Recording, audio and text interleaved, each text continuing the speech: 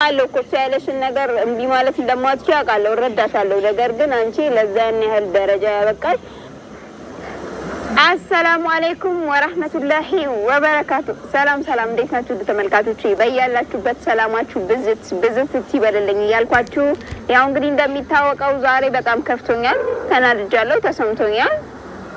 ምን ሆንሽ ካላችሁኝ እንደምታዩት ቤዛ ካዩ ጋር ታርቃለች ማለት ነው። ያው ቤዛ ጓደኛዬ ነች፣ ታውቋታላችሁ።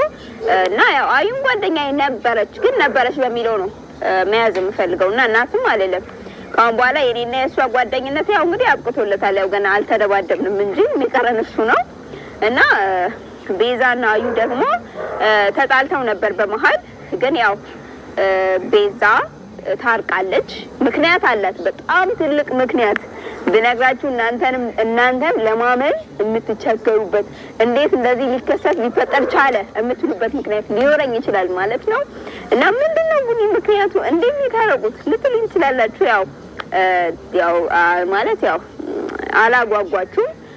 ምክንያቱ ምንድነው ካላችሁኝ አንድ ሱም አዩ አላወቀችም። አዩ ያስገባችሁ ቤቷ የሰይድን ሶስተኛ ሚስት ነው ማለት ነው። ያው እንግዲህ ሰይድ እንደሚታወቀው ሁለት ሚስቶች አሉት። ግን እንደኔ ቀጥታ መጨረሻ ላይ ቤዛም ሶስተኛ ሚስቱ ትሆናለች ማለት ነው። እና በዚሁ ላይ ያው ሁላችሁም ለማመን እንደሚከብዳችሁ አልጠራጠርም።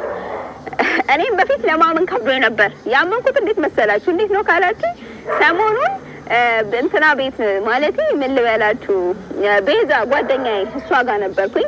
ያው ከኦሼም ጋር እንደተጣላን እስካሁን ወደ ቤት አልተመለስኩም። እስካሁን ቤዛ ጋር ነኝ ማለት ነው። ስለዚህ ያው ከኦሼም ጋር ምንም ንግግር የለንም፣ ንክኪ የለንም ማለት ነው። እና ቤት ቁጭ ብዬ 2 ቀን፣ ምክንያቱም ያው አንድ ቀን ፊንፊኔ ለስራ ሄዳ ነበር።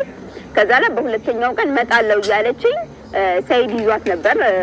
ሰይድ ያዛት አያዛት አላውቅም ብቻ። እና እንዴት እንደታረቀች ለኔ ራሱ ገርሞኛል።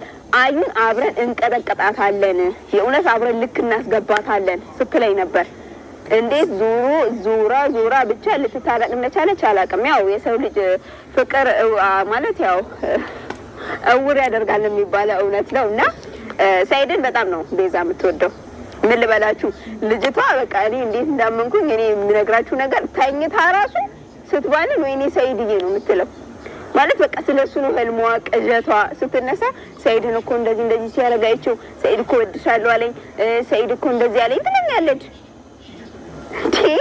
አንቺ ሶስተኛ ሚስት መሆን አላማ አለሽ እንዳልኳት አፋውጥቼ ማለት ነው ቢቸግረኝ። ምክንያቱም ያው እንግዲህ ሰይድ ሶስተኛ ሚስት ያግባ አላውቅም ነው ባይፈልግሽስ